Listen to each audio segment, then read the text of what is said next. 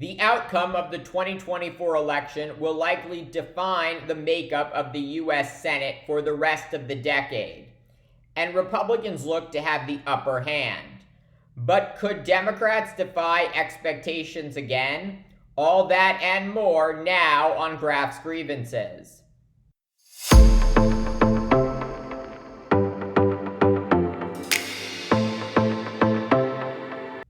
Traditionally, the party that controls the White House loses congressional seats in the midterms, as the opposition party seizes on frustrations with the sitting president's agenda.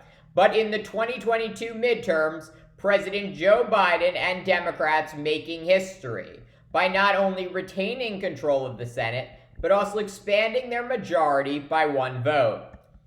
Since 1960, there have been only 3 previous instances of the president's party gaining Senate seats in the midterms.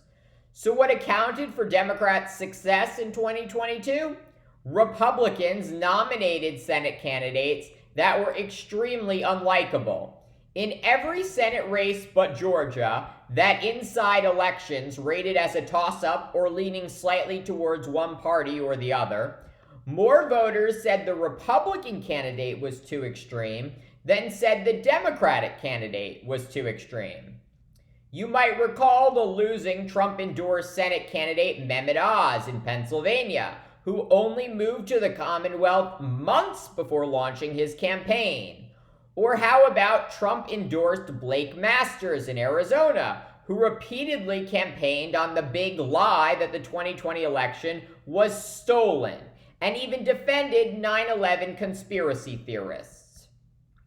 And who could forget Trump's recruited candidate Herschel Walker in Georgia, who seemed unable to tell the truth about everything, including his academic record, his business record, and even whether he paid for a woman's abortion.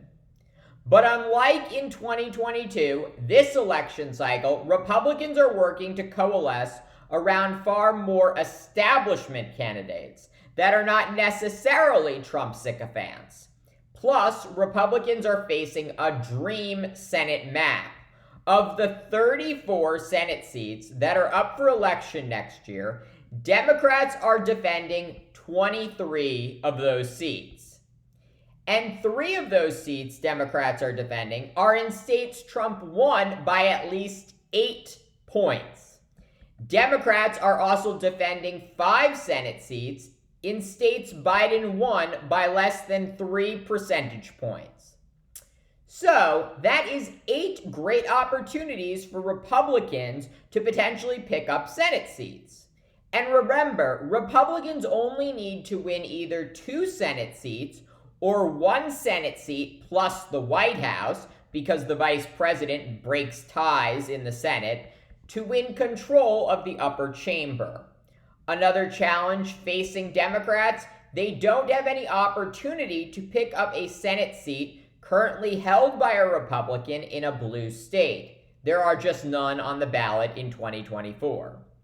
So what can Democrats do to keep their likely Senate losses to a minimum? First, let Democrats seeking re-election in states Trump won, including Joe Manchin of West Virginia, Jon Tester of Montana, and Sherrod Brown of Ohio, run their own races. If Democrats want to hold those seats, they need to not interfere with the way Manchin, Tester, and Brown choose to campaign. They know their states better than anyone else.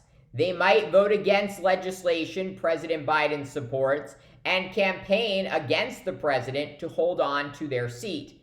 That is okay. Democrats need to play the long game and focus on minimizing their Senate losses. In addition, as President Biden has done, Democrats need to stress to voters that freedom is on the ballot. Small government conservatives are a relic of history. The Republican Party today is dedicated to stripping away your freedom of speech, your freedom to raise your child, your freedom to make your own medical decisions, and even your freedom to vote. Perhaps most importantly, Democrats should remember that history is not destiny, and having President Biden at the top of the ticket next year could be their greatest asset. Time and time again, Biden has defied the electoral odds by not only defeating an incumbent president, but also having the best midterms for a Democrat president in 20 years. Thanks for watching Graph's Grievances. Let me know what you think.